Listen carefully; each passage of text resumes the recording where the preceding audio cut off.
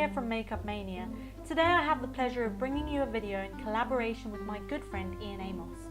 Ian is a nature blogger who's also known as Titches Twitches.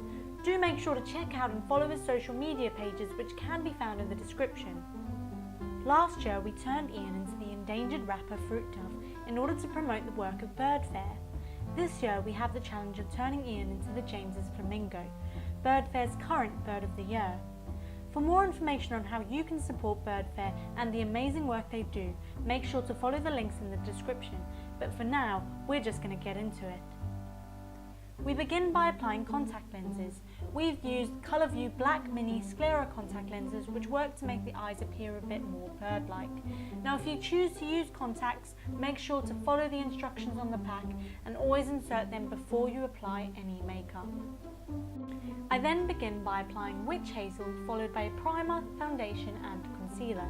This creates a smooth base layer which makes the application of face paint a little easier. For this video, all of the products used can be found in the description, but if you have any questions, do comment below. Next, I use a sponge to apply pink face paint by Snazzaroo onto Ian's face. I apply a few layers until I get the desired colour.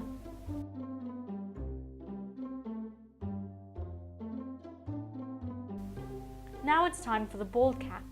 If you wanted to make someone look bald, I would always recommend using a professional bald cap by companies such as Mayron or Kryolan. But for this look, a cheaper cap from a party shop will be perfect. Make sure to stick the cap down using a skin-safe adhesive. I've just used liquid latex, but I've also made sure to do a patch test beforehand to ensure that Ian is not allergic. Now we apply an even coverage of the same face paint to the bald cap. Although we are going to apply feathers to the bald cap, the paint provides an undertone to hide any small patches we might miss. Now it's time to have some fun with feathers. We've cut a craft feather boa from the range into head-sized sections which will be applied from the front of the head to the back. The James Flamingo has white feathers at the section of the head closest to the eyes and beak, so we've made sure to leave a small space to represent this.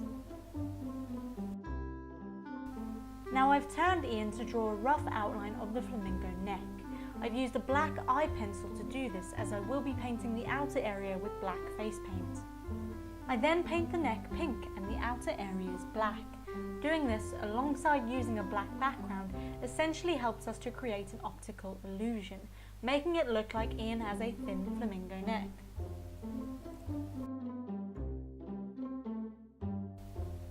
Next, I apply more feather boa pieces around the side of Ian's head. Now it comes to applying the beak. We created this beak by crafting a rough mould out of air drying clay. I then covered this in liquid latex, allowed it to dry, and then painted the beak.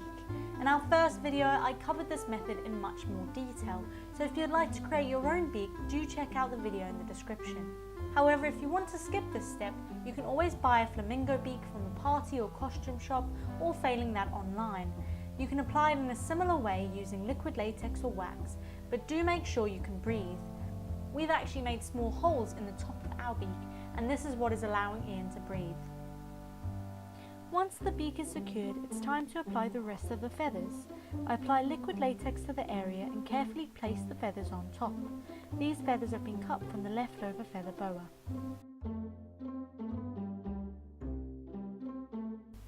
I then paint a red strip on top of the nose. This is a common colouring feature of these flamingos. I finish the look by applying the remaining feathers to the neck using liquid latex. I then reapply the black paint in areas it has become faint. We hope you enjoyed watching and look forward to bringing you more feather-fueled films. If you haven't already, go on and hit that subscribe button for more videos.